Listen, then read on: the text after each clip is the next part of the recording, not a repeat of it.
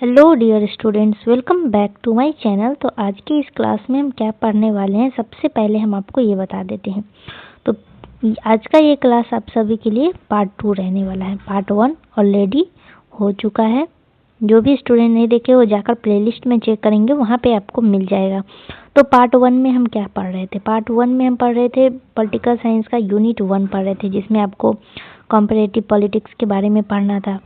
तुलनात्मक राजनीति के बारे में हम पार्ट 1 में पढ़ चुके हैं और हम उसमें पढ़ रहे थे तुलनात्मक राजनीति के क्षेत्र में राजनीति शब्द का 3 अर्थ होता है। इसी के बारे में हम पिछले क्लास में पढ़ रहे थे, तो जिसमें से कि हम एक अर्थ पढ़ चुके हैं, राजनीतिक गतिविधि के बारे में पढ़ चुके थे।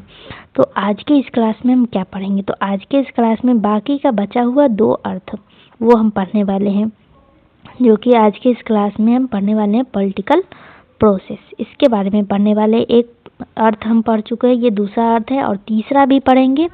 और एक नया टॉपिक भी आज हम पढ़ेंगे, जो कि आपका चैप्टर 1 का ही है, लेकिन नया टॉपिक है। उसका नाम है meaning, nature and forms of approach. तो अप्रोच के बारे में भी आज के इस क्लास में हम पूरा कंप्लीट करेंगे। तो चैप्टर 1 जो है, इसी का ये सारा टॉपिक है, तो आप सभी को नोट डाउन करते चलना है। टॉपिक चैप्टर 1 अभी कंप्लीट नहीं हुआ है, जब कंप्लीट हो जाएगा तब हम आपको बता देंगे। तो चलिए हम क्लास को शुरू करते हैं। इससे पहले हम आपको दिखा देते हैं कि पिछले क्लास में कहाँ तक हो चुका था। तो पिछले क्लास में ये सब हो चुका था, यहाँ तक। पिछले क्लास में यहाँ तक हो चुका था, जो कि हम आप सबसे बोले थे। ये देखिए, ये पहला अर्थ ये था जो कि हो चुका है यहाँ तक। यहाँ पे हम आपको बताए थे कि एक एक करके ये हम पढ़ेंगे 3 अर्थ, जिसमें से कि राजनीतिक गतिविधि हम पढ़ चुके हैं, राजनीतिक प्रक्रिया और राजनीतिक शक्ति, ये आज हम कंप्लीट करने वाले हैं। तो यहाँ तक हो चुका है। तो चलिए अब हम क्लास को शुरू करेंगे। यहाँ से पॉलिटिकल प्रोसेस के बारे में आज हम पढ़ेंगे। तो ध्यान से आप सभी को सुनना है और याद रखना है कि जैसा कि हम पिछले क्लास में पढ़ चुके हैं, तुलनात्मक राजनीति का क्या मतलब होता है, और तुलनात्मक राजनीति के क्षेत्र में राजनीति शब्द के 3 अर्थ होते हैं, जिसमें से हम एक अर्थ पढ़ चुके हैं, राजनीतिक गतिविधि पढ़ चुके हैं। आज हम पढ़ेंगे राजनीतिक प्रक्रिया और राजनीतिक शक्ति के बारे में पढ़ेंगे। तो पहला अर्थ हम पढ़ चुके हैं, तो बाकी का 2 बचा हुआ अर्थ हम पढ़ेंगे। तो जैसा कि पहला अर्थ था आपका पॉलिटिकल एक्टिविटी, दूसरा है आपका पॉलिटिकल प्रोसेस, और तीसरा है पॉलिटिकल पावर। तो अभी हम शुरू करते हैं पॉलिटिकल प्रोसेस से। तो ध्यान से सुनना है। सबसे पहले आपको बताना है कमेंट में कि राजनीतिक गतिविधि का क्या मतलब होता है, जो कि हम पढ़ चुके हैं। तो राजनीतिक गतिविधि का मतलब होता है कि जब झगड़ा, विवाद या फिर आंदोलन पैदा होता है और उसे सुलझाने की कोशिश की जाती है, तो उसी को हम कहेंगे राजनीतिक गतिविधि। फॉर एग्जाम्पल के लिए किसान आंदोलन, छात्र आंदोलन, मजदूर हड़ताल, ये सभी क्या है? ये सभी राजनीतिक गतिविधियाँ हैं। और आपका दूसरा पॉइंट है पॉलिटिकल प्रोसेस। तो इसका क्या मतलब है, तो वो भी हम लाइन बाय लाइन पढ़ेंगे। तो राजनीतिक प्रक्रिया राजनीतिक गतिविधि के अर्थ का ही विस्तार है। राजनीतिक प्रक्रिया क्या है? इस शब्द के अर्थ का ही विस्तार है। यहाँ उन सभी एजेंसियों की भूमिका महत्वपूर्ण होती है जिनका निर्णय निर्माण की प्रक्रिया में किसी न किसी रूप में योगदान होता है। 1 मिनट। तो इसका क्या मतलब है? तो इसका एक हम एग्जाम्पल लेते हैं कि मान लीजिए कि आंदोलन करना है। तो आंदोलन करना है, तो ये क्या हुआ? ये हुआ आपका राजनीतिक गतिविधि। आंदोलन के बाद जो बातचीत होता है, कानून बनता है या फिर फैसला लिया जाता है, तो उसको हम बोलते हैं राजनीतिक प्रक्रिया। ये आपका एग्जाम्पल था, एग्जाम्पल से समझाने के। यहाँ पे जो लिखा हुआ है, यहाँ पे लिखा हुआ है कि फैसले लेने में सिर्फ सरकार ही नहीं बल्कि कई लोग और संस्था शामिल होती है इसमें। फॉर एग्जाम्पल के लिए सरकार, मंत्री, राजनीतिक दल, दबाव समूह, मीडिया, इन सभी का भी योगदान होता है निर्णय लेने में। तो इसमें उन सभी संस्थाओं और समूहों की भूमिका महत्वपूर्ण होती है जिनका निर्णय लेने की प्रक्रिया में किसी न किसी रूप में योगदान होता है। तो यहाँ पे यही कहने का मतलब था कि किसी न किसी रूप में इन सभी का भी योगदान होता है। तो इसीलिए क्या होता है कि इसीलिए राजनीति का अध्ययन केवल राज्य तक सीमित न रह करके गैर राज्य एजेंसी को भी अपने दायरे में शामिल कर लेता है। तो इसीलिए क्या हुआ कि इसीलिए राजनीति का अध्ययन अब केवल राज्य तक सीमित न रह करके बल्कि इसमें गैर राज्य एजेंसी को भी शामिल किया गया है। तो गैर राज्य एजेंसी का एग्जाम्पल क्या होगा? नॉन स्टेट एजेंसी का एग्जाम्पल है आपका राजनीतिक दल, किसान संगठन, मजदूर यूनियन, छात्र संगठन, मीडिया, एनजीओ। ये सभी क्या है? ये सभी है आपके गैर राज्य एजेंसी। तो इन सभी को भी शामिल किया गया है इसमें। जब हम विभिन्न समूहों और संघों के कार्यकलापों का अध्ययन करते हैं तो यह स्पष्ट होता है कि वे भी सत्ता के लिए संघर्ष करने की प्रवृत्ति से मुक्त नहीं होते हैं। तो इसका मतलब है कि जब हम इन समूहों और संगठनों के काम करने के तरीके, कौन सा समूह? ये समूह नॉन स्टेट एजेंसी। तो जब हम इन समूहों और संगठन के काम करने के तरीके को देखते हैं तो हमें एक बहुत महत्वपूर्ण बात समझ में आती है। तो कौन सा बात है? तो वो है कि ये जो संगठन है ये भी बिल्कुल निष्पक्ष नहीं होते हैं। यानी ये संगठन भी अपनी बात मनवाने के लिए ताकत चाहती है। तो इनको भी ताकत चाहिए अपनी बात मनवाने के लिए। आगे लिखा है कि इनके अपने आंतरिक शासन होते हैं जो इनके आंतरिक संघर्षों और तनावों से निपटते हैं। तो इसका मतलब है कि इनके भीतर भी अपनी बात मनवाने की इच्छा यानी सत्ता का झुकाव होता है। सत्ता का मतलब क्या होता है? सत्ता का मतलब हमेशा सरकार बनाना नहीं होता है। कभी कभी सत्ता का मतलब होता है कि सरकार के फैसले को अपने पक्ष में मोड़ लेना। तो ये सत्ता का मतलब हुआ आपका। यानी इन संगठन के अंदर भी नियम होते हैं, नेता होते हैं, पदाधिकारी होते हैं। यानी एक तरह की आंतरिक सरकार होती है। जब इनके अंदर मतभेद होता है, जब इनके अंदर क्या होता है कि मतभेद होता है, तनाव होता है, तो वही आंतरिक व्यवस्था उसे सुलझाती है। वही आंतरिक व्यवस्था क्या करती है? उसको सुलझाती है।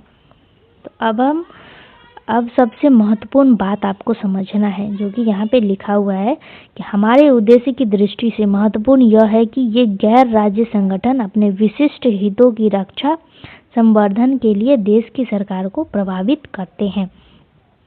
तो इसका मतलब है कि अब सबसे महत्वपूर्ण बात आपको समझना है कि ये जो गैर राज्य संगठन अपने खास हितों की बचाव और आगे बढ़ाने के लिए सरकार पर लगातार दबाव डालते रहते हैं। ये क्या करते हैं? लगातार दबाव डालते रहते। कौन? तो गैर राज्य संगठन दबाव डालते रहते हैं। फॉर एग्जाम्पल के लिए किसान संगठन एमएसपी बढ़ाने के लिए सरकार पे क्या करता है? दबाव डालता है। शिक्षक संघ क्या करते हैं? वेतन बढ़ाने के लिए दबाव डालते हैं। मजदूर यूनियन क्या करते हैं? काम के घंटे को कम करवाने के लिए दबाव डालते हैं। तो इसका परिणाम क्या होता है? तो इसका परिणाम यह होता है कि इन संगठनों और सरकार के बीच लगातार तेज और गहरी बातचीत और प्रतिक्रिया चलती रहती है। इसी प्रकार इस पूरी प्रक्रिया को हम क्या कहते हैं? इस पूरी प्रक्रिया को हम कहेंगे राजनीति प्रक्रिया।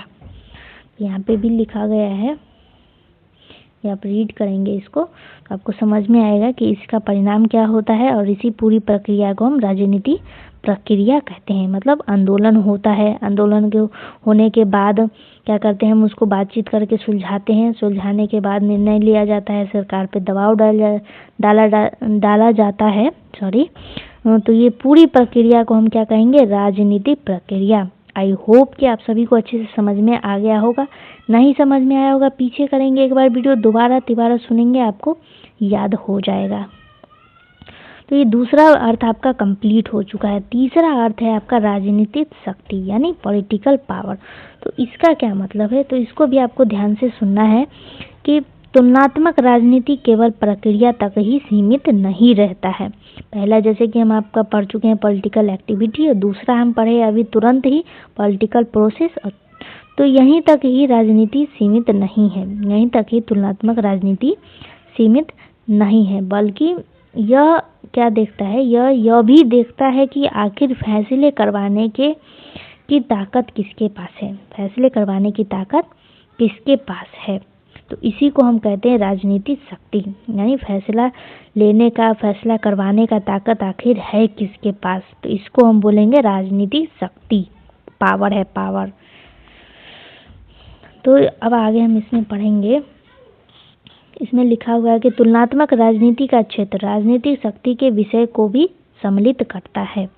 तो शक्ति शब्द को विभिन्न लेखकों ने अलग अलग रूपों में परिभाषित किया है।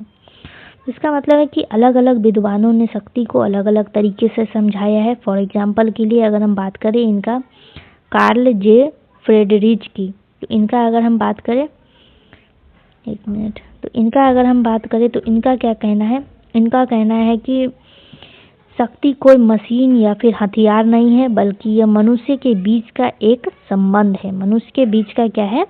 एक संबंध है। ये क्या कहते हैं? ये कहते हैं कि मानवीय संबंधों का एक प्रकार कहा है। इन्होंने क्या कहा कि मानवीय संबंधों का एक प्रकार है। राजनीति क्या है?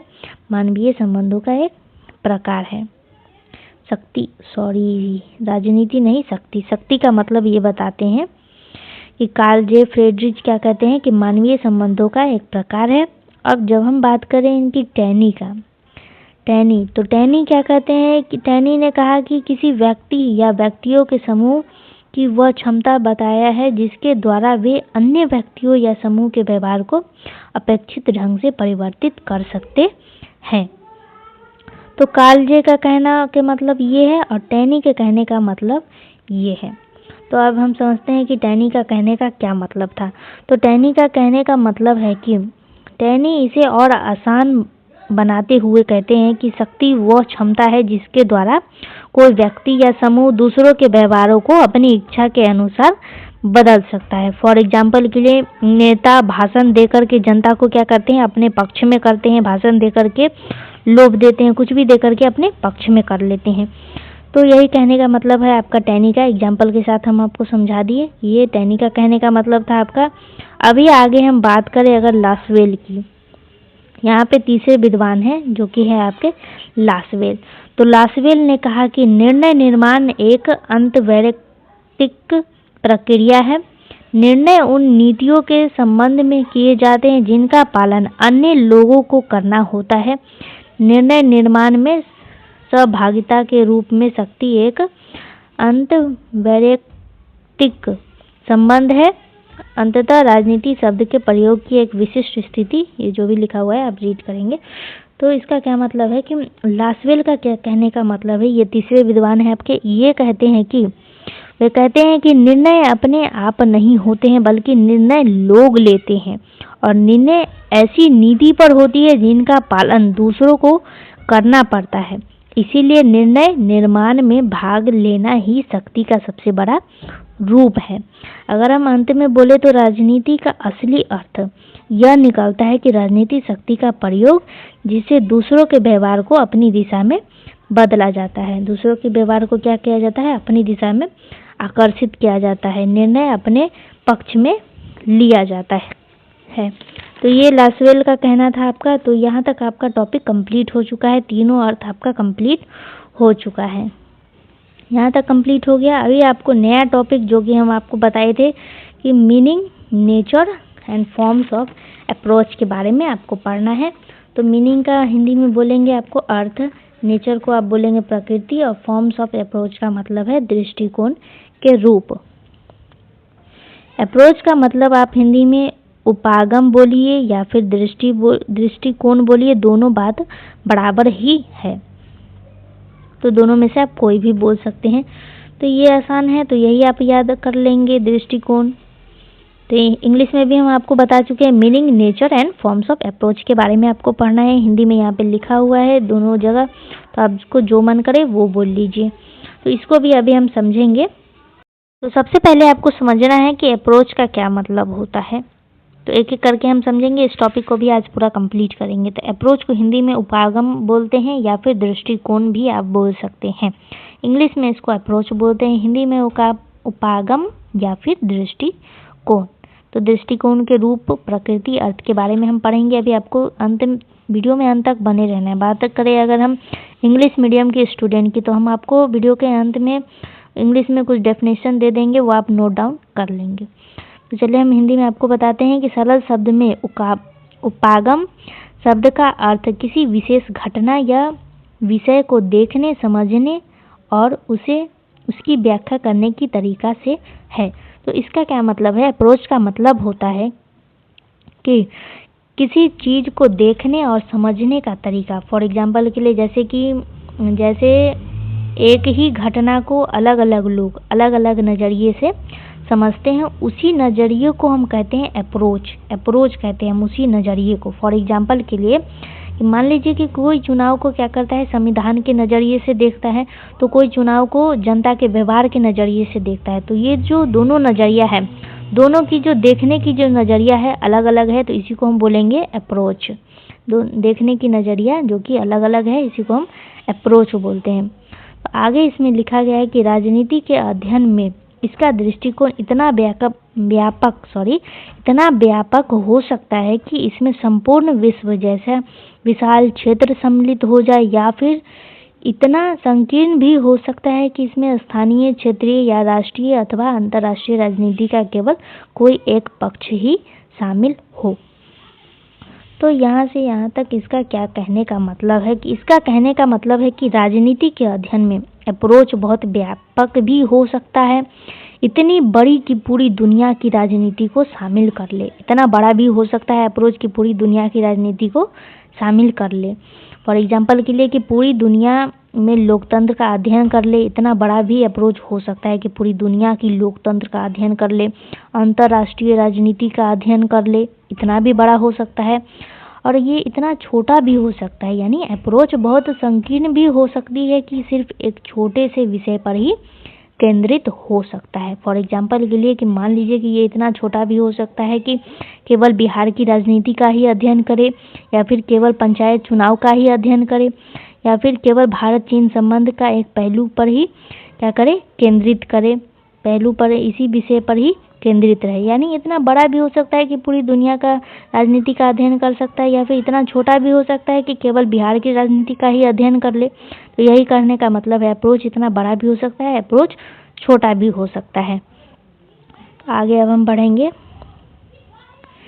तो आगे लिखा है कि इसके अतिरिक्त उपागम में वह सब कुछ सम्मिलित होता है जो किसी भी अकादमिक प्रयोग या अध्ययन हेतु किसी विशेष परिकल्पना के लिए आवश्यक संग्रह के संकलन, उसके चयन तथा उसके बाद उसके अन्वेषण और विश्लेषण से संबंधित होता है।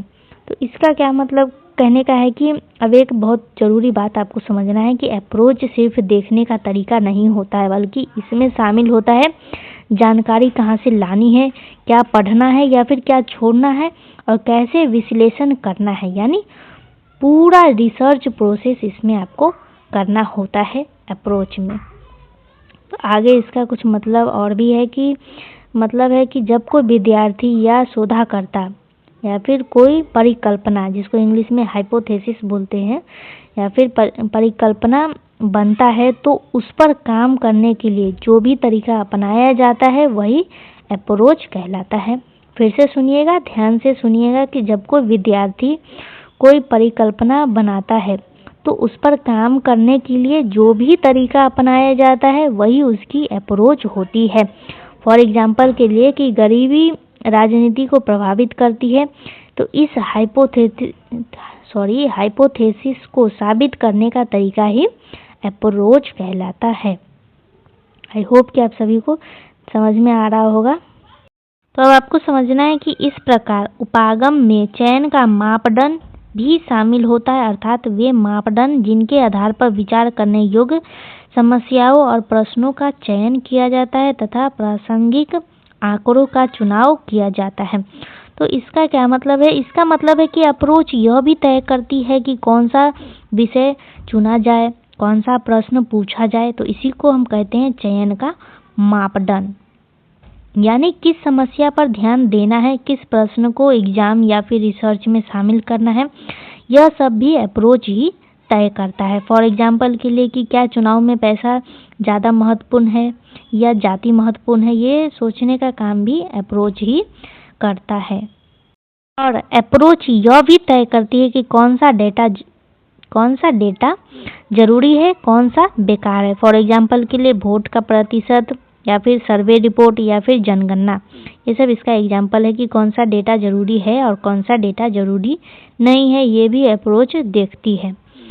अब आगे हम बढ़ेंगे तो आगे दिया गया है कि राजनीति के अध्ययन में अनेक उपागम पाए जाते हैं, क्योंकि समस्या और आंकड़ों के चयन अथवा किसी प्रश्न के समाधान हेतु प्रश्नों के चयन के मापदंड उस दृष्टिकोण पर निर्भर करते हैं जिसे शोधकर्ता अपनाता है। किंतु जब कोई शोधकर्ता अपने प्रयासों को प्रस्तुत करने योग्य रूप में सामने लाता है तो उस उपागम के अंतर्गत किसी विशिष्ट पद्धति का प्रयोग किया जाता है। इस प्रकार उपागम और पद्धति एक दूसरे से घनिष्ठ रूप से संबंधित हो जाते हैं। तो इसका क्या मतलब है? इसका मतलब है कि राजनीति को पढ़ने की एक ही अप्रोच नहीं है, क्योंकि हर विद्वान का सोच अलग अलग होता है।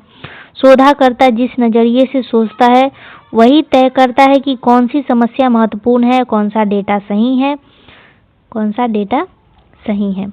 तो अप्रोच सोचने का तरीका है और मेथड उस सोच को लागू करने का तरीका है। अप्रोच क्या है? सोचने का तरीका है। और मेथड क्या है? लागू करने का तरीका है। अप्रोच यानी बिहेवियर, मेथड यानी सर्वे करना या फिर इंटरव्यू लेना। तो अंततः में हम आपको अगर लास्ट में बताएं तो अप्रोच और मेथड अलग अलग नहीं है, दोनों एक दूसरे से जुड़े हुए होते हैं। अप्रोच बिना मेथड के अधूरा है और मेथड बिना अप्रोच के बेकार है। तो लास्ट में अगर हम आपको बताएं तो अप्रोच का अर्थ होता है राजनीति को देखने और समझने का तरीका। यह तय करती है कि क्या पढ़ना है, कैसे पढ़ना है और कितना डेटा का उपयोग करना है। और राजनीति के अध्ययन में अनेक अप्रोचेज होते हैं और अप्रोचेज और मेथड आपस में जुड़े हुए होते हैं। तो ये लास्ट में छोटा सा आपका कंक्लूजन था जो कि आपको याद रखना था। अब हम आगे पढ़ेंगे तो यहाँ पे लिखा गया है, एक मिनट, संक्षेप में उपागम समस्याओं तथा उनसे संबंधित आंकड़ों के चयन के मापदंड का प्रदान करती है, जबकि मेथड आंकड़ों को एकत्र करने और उनका प्रयोग करने की प्रक्रियाओं को दर्शाती है। तो इसका क्या मतलब है? इसका मतलब एकदम साफ साफ आपको समझना है कि अप्रोच बताता है कि कौन सी समस्या चुननी है, कौन सा डेटा लेना है, लेकिन मेथड आपको बताता है कि डेटा कैसे इकट्ठा करना है और उसका उपयोग कैसे करना है। फॉर एग्जाम्पल के लिए चुनाव में पैसा का प्रभाव पढ़ना, ये आपका क्या कहलाएगा? अप्रोच। कि कितना खर्च करना है, नहीं करना है, ये आपका अप्रोच बताएगा। और सर्वे करना और इंटरव्यू लेना, ये आपका कहलाएगा मेथड। तो ये काम आपका मेथड का है। अभी हम आगे बढ़ेंगे तो अप्रोच और मेथड के बीच का बारीक अंतर आपको समझना है।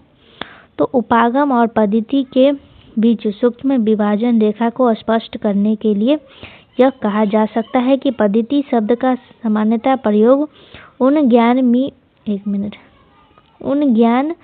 मीमांसीय मान्यताओं के वर्णन हेतु किया जाता है जिन पर ज्ञान की खोज आधारित होती है। इसमें वे सभी क्रियाएं और गतिविधियां सम्मिलित होती हैं जो आंकड़े को प्राप्त करने के लिए उनके प्रयोग से संबंधित होती है। तो अभी इसका क्या मतलब है ये भी आपको समझना है। मेथड वह तरीका है जिससे हम ज्ञान प्राप्त करने की कोशिश करते हैं। मतलब क्या है इसका? कि मतलब हमें जानकारी कैसे मिलेगी, किस प्रकार से सच्चाई तक पहुंचेंगे, ये काम है आपका मेथड का। ये काम है आपका मेथड का, ये आपको याद रखना है।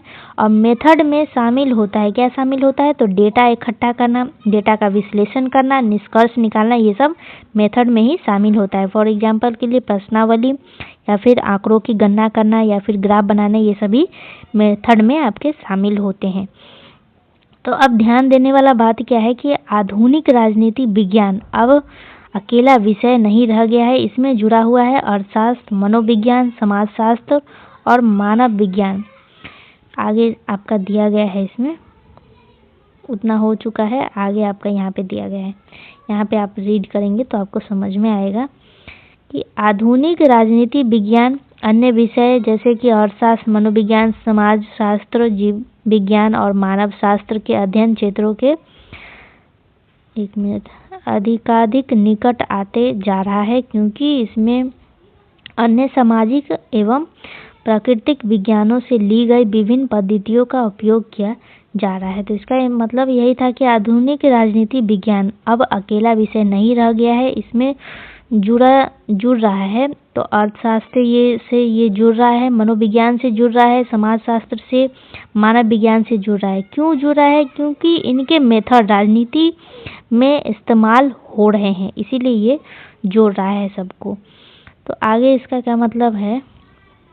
यह सब इसीलिए किया जा रहा है ताकि राजनीति अध्ययन में आंकड़ों के संकलन और उनकी व्याख्या से संबंधित सभी समस्याओं का समुचित समाधान किया जा सके। इसका मतलब है कि राजनीति में डेटा इकट्ठा करना और समझने की समस्याओं को अच्छी तरह हल करने के लिए दूसरे विषयों की विविधता अपनाई जा रही है।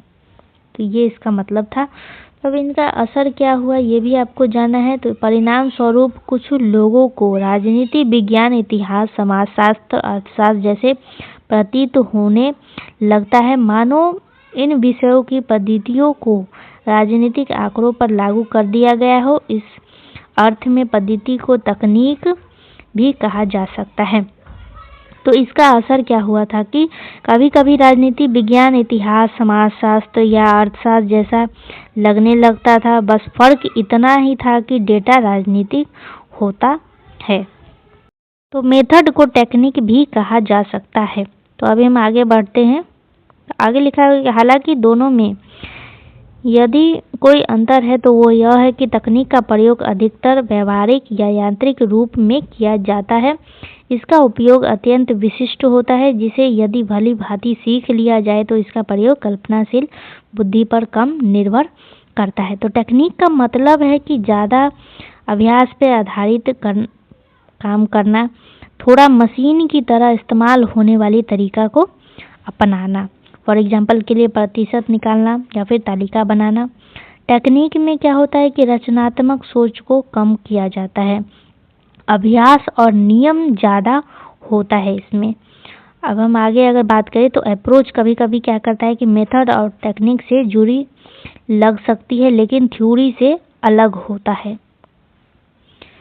अभी हम आगे पढ़ेंगे। तो यद्यपि उपागम शब्द को पद्धति और तकनीक जैसे संबंधित शब्दों के साथ जोड़ा जा सकता है, ये आपको समझ में आ गया, फिर भी इसे सिद्धांत के स्पष्ट रूप से अलग किया जा सकता है। अप्रोच और थ्योरी क्या है? जुड़े हुए हैं, क्योंकि अप्रोच यह तय करती है कि हम किस दिशा में सोचेंगे। तो अप्रोच यह तय करती है कि आगे हम पढ़ेंगे, इसमें आगे दिया हुआ है। इसी कारण उपागम शब्द का सिद्धांत से घनिष्ठ संबंध है, क्योंकि इसकी प्रकृति ही सामान्यीकरण, व्याख्या, पूर्वानुमान और निर्देश के मार्ग को निर्धारित करती है, जो सिद्धांत के प्रमुख कार्य माने जाते हैं। तो इसका मतलब है कि अप्रोच यह तय करती है कि हम सामान्य निष्कर्ष कैसे निकालेंगे, चीज़ों की व्याख्या कैसे करेंगे, भविष्य का अनुमान कैसे लगाएंगे। ये सब काम थ्योरी भी करती है। फिर भी दोनों के बीच एक विभेद रेखा खींची जा सकती है। फिर भी दोनों के बीच क्या होता है? एक रेखा खींचा जाता है। अप्रोच और थ्योरी एक नहीं है। फिर भी क्या है? अप्रोच और थ्योरी एक नहीं है। सिद्धांत शब्द इतना अस्पष्ट है कि उसका वास्तविक अर्थ अक्सर निर्धारित नहीं किया जा सकता है। थ्योरी शब्द क्या है? इतना व्यापक है कि इसे कहा जा सकता है कि विचार, धारणा, अनुमान या फिर परिकल्पना या फिर व्याख्या, ये सब हम थ्योरी शब्द को कह सकते हैं। तो इसे विचार, धारणा, प्रवृत्ति, झुकाव, अनुमान, परिकल्पना, अटकल या फिर व्याख्या जैसे किसी भी शब्द के साथ जोड़ा जा सकता है। ये आपको समझ में आ गया होगा। किंतु उपागम की स्थिति भिन्न है, जिसे सिद्धांत का एक रूप या उसका पूर्ववर्ती कहा जा सकता है। तो अप्रोच क्या है? अप्रोच इससे अलग है। अप्रोच को हम कह सकते हैं थ्योरी का शुरुआती रूप या थ्योरी बनने से पहले का चरण। आगे आपको पढ़ना है, उपागम तब सिद्धांत का रूप ग्रहण कर लेता है जब उसके कार्य विचाराधीन विषय से संबंधित समस्याओं और आंकड़ों के चयन से आगे बढ़ जाते हैं। तो इसका मतलब है कि अप्रोच सिर्फ समस्या और डेटा चुनने तक सीमित न रहे, बल्कि व्याख्या और निष्कर्ष भी देने लगे, तब वही अप्रोच थ्योरी बन जाती है। अब आगे हम आपको अगर हम आपको अब तक का हम कंक्लूजन दे हम आपको यहाँ तक के टॉपिक का, तो अप्रोच समस्या, डेटा और चयन का तरीका है। मेथड क्या है? मेथड डेटा को एकत्र करने और उपयोग करने की प्रक्रिया है। और टेक्निक मेथड का व्यवहारिक रूप है। टेक्निक क्या है? मेथड का व्यवहारिक रूप है। और अप्रोच थ्योरी से जुड़ी होती है और आगे चलकर थ्योरी का रूप ले लेती है। तो इतना आपका कंक्लूजन था जो कि आपको समझना था। अब इसमें आपको आगे पढ़ना है। आगे आपको पढ़ना है कि तुलनात्मक राजनीति के अध्ययन से संबंधित उपागमों को व्यापक रूप से 2 वर्गों में विभाजित किया गया है। तो पहला आपका है पारंपरिक यानी ट्रेडिशनल और दूसरा है मॉडर्न यानी आधुनिक। तो 2 रूप में बांटा गया है, ये आपको याद रखना है। तो पारंपरिक उपागम का स्वरूप ऐतिहासिक, वर्णनात्मक तथा निर्देशनात्मक होता है, जिसमें मूल्य और लक्ष्यों को प्राथमिकता दी जाती है। तो यहाँ तक पहले हम इसको समझेंगे। तो तुलनात्मक राजनीति को पढ़ने के लिए अपनाई जाने वाली जो अप्रोच है उसको हम मोटे तौर पर 2 भाग में बांटते हैं। तो पहला है आपका परंपरागत दृष्टिकोण यानी ट्रेडिशनल अप्रोच और दूसरा है मॉडर्न अप्रोच। तो अब हम पढ़ेंगे परंपरागत दृष्टिकोण को समझेंगे यानी ट्रेडिशनल अप्रोच को पहले हम समझेंगे। तो परंपरागत दृष्टिकोण का मतलब है कि हिस्टोरिकल का मतलब है कि इतिहास के आधार पर अध्ययन करना।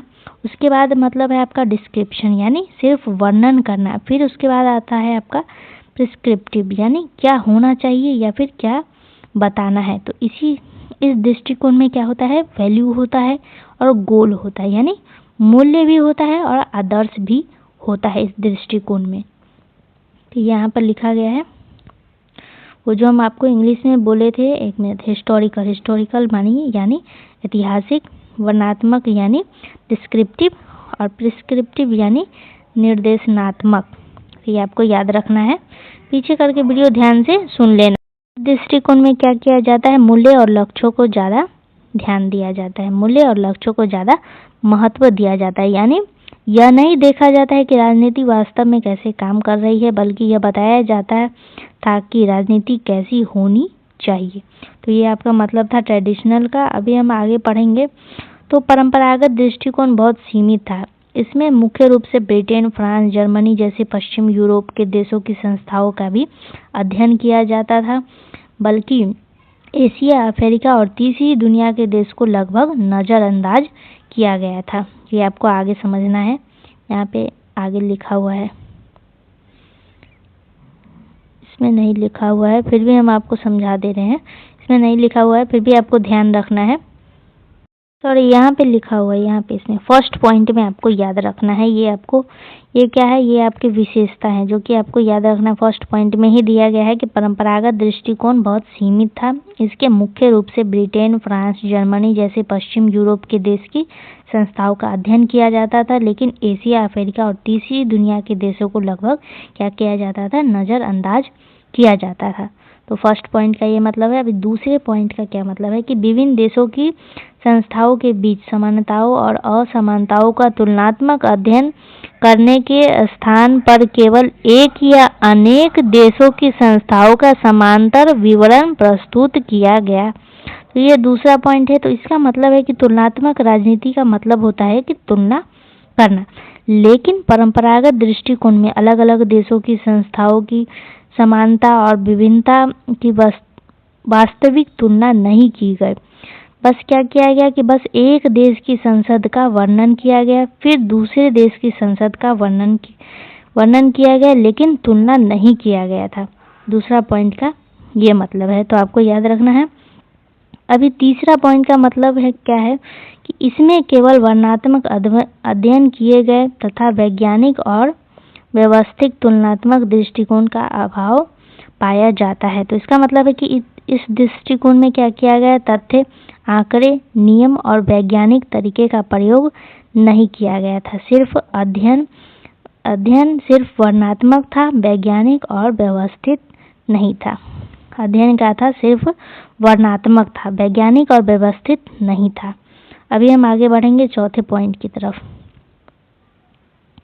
तो चौथा पॉइंट आपका क्या कहता है? तो चौथा पॉइंट आपका कहता है कि इसमें केवल किसी एक विशेष संस्था पर ही चर्चा की गई है।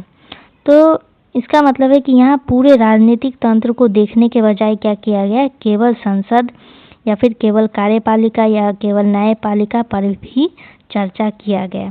संस्था के आपसी संबंधों को नहीं देखा गया था। और 5वां पॉइंट का क्या मतलब है कि दबाव समूहों, निर्वाचन प्रक्रिया, जनमत तथा राजनीतिक व्यवहार जैसे गतिशील और क्रियात्मक तत्वों के अध्ययन का अभाव रहा है। तो इसका मतलब है कि यह एक बहुत बड़ी कमी थी कि परंपरागत दृष्टिकोण में क्या किया गया कि दबाव समूह, चुनाव प्रक्रिया, जनमत और जनमत का व्यवहार जैसी चलती फिरती चीज़ों का अध्ययन नहीं किया गया था। इन सब चीज़ों का अध्ययन नहीं किया गया, केवल कागजी संस्थाओं पर ध्यान दिया गया था। अभी 6ठा पॉइंट है आपका कि अध्ययन का क्षेत्र कुछ विशिष्ट समस्याओं तक ही सीमित रहा है। यानी इसका मतलब है कि इस दृष्टिकोण में क्या किया गया, इस दृष्टिकोण का अध्ययन क्षेत्र बहुत छोटा था। कुछ गिने चुने मुद्दे पर ही चर्चा किया जाता था, कुछ गिने चुने देशों पर ही ध्यान दिया जाता था, गिने चुने संस्थाओं पर ही अध्ययन किया जाता था। इसीलिए यह आधुनिक राजनीति को समझने में असफल रहा है। तो जैसा कि आपका पॉइंट था जो कि आप पढ़ रहे थे, परंपरागत दृष्टिकोण के बारे में हम पढ़ रहे थे, तो इसकी कुछ विशेषता था जिसमें आपको 6 पॉइंट बताया गया। तो ये आपको याद रखना है, स्क्रीनशॉट भी ले लेना है। तो अब हम लास्ट में अगर हम आपको कंक्लूजन बताए इसका, 1 मिनट था, तो लास्ट में अगर हम कंक्लूजन बताए तो परंपरागत दृष्टिकोण ऐतिहासिक और वर्णनात्मक था। इसका अध्ययन क्षेत्र भी सीमित था। यह मुख्य रूप से पश्चिम देशों की संस्थाओं तक ही सीमित रह गया था। इसमें वैज्ञानिक, व्यवहारिक और गतिशील तत्वों की अपेक्षा की गई थी। तो ये आपका था, ये ट्रेडिशनल अप्रोच के बारे में हम पढ़ चुके हैं। तो यहाँ तक आपका टॉपिक पूरा कंप्लीट हो चुका है। अब तक हम पढ़ चुके हैं कंपैरेटिव पॉलिटिक्स के बारे में, इसके 3 अर्थ के बारे में हम पढ़ चुके हैं। उसके बाद हम पढ़ चुके थे meaning, nature and forms of approach के बारे में, जिसमें आपको 6 पॉइंट ट्रेडिशनल अप्रोच के बारे में बताया गया। ये आपको याद रखना है। इंग्लिश वाले स्टूडेंट के लिए अप्रोच का एक डिफिनीशन हम आपको इंग्लिश में बता देते हैं, आप नोट डाउन कर लीजिए। The word approach can be defined as a way of looking at and interpreting a particular phenomena. ये आपको याद रखना है, अप्रोच का डेफिनेशन है, इंग्लिश मीडियम के स्टूडेंट के लिए है ये डेफिनेशन, तो आपको याद रखना है। तो यहाँ तक हो चुका है। अभी भी पूरा टॉपिक अभी कंप्लीट नहीं हुआ है। अब अगले क्लास में यानी पार्ट 3 में हम ट्रेडिशनल अप्रोच को डिटेल में पढ़ेंगे, जिसमें आपको 2 पॉइंट और पढ़ना है। ट्रेडिशनल अप्रोच अभी पढ़ना है आपको, मॉडर्न अप्रोच के बारे में अभी बहुत सारा अप्रोच है आपकी बुक में दिया गया है, जो कि आपको चैप्टर 1 में पढ़ना है। तो आज का ये क्लास हम यहीं पे एंड कर रहे हैं। आप सभी का बहुत बहुत धन्यवाद है क्लास में अंत तक बने रहने के लिए। तो जब भी क्लास अपलोड किया जाए आप सब रेगुलर अटेंड किया कीजिए। आप सभी का बहुत बहुत धन्यवाद। चैनल को सब्सक्राइब कर लीजिएगा। वीडियो अच्छा लगे तो अपने दोस्तों के साथ शेयर कर दीजिएगा।